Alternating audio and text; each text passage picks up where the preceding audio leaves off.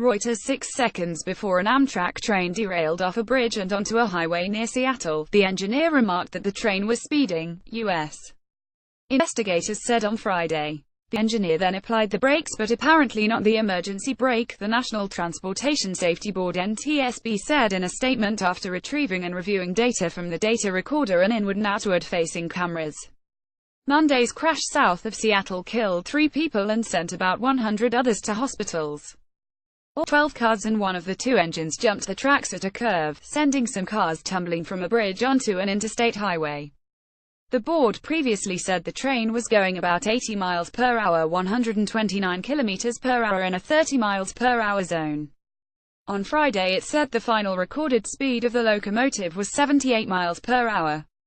The train's video cameras were damaged in the crash, but investigators were able to download the contents with the manufacturer's help at the NTSB lab in Washington, the board said in a statement.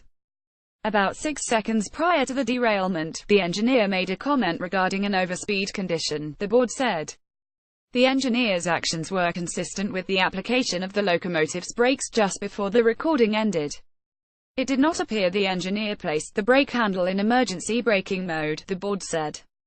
The cameras did not show the crew using any personal electronic devices, the board said. Such use is of interest since a Southern California Metrolink commuter train crashed into a freight train in 2008, killing 25 people and injuring 111 others. The board determined the engineer was distracted by text messaging.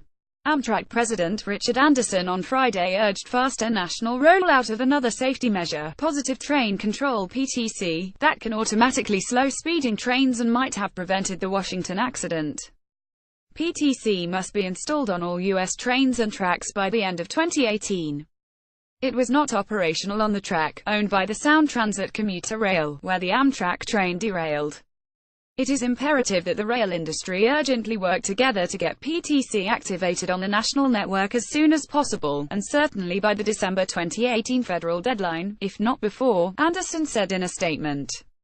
About half of Amtrak's locomotives and 2/3 of its track had PTC as of June, U.S. data show.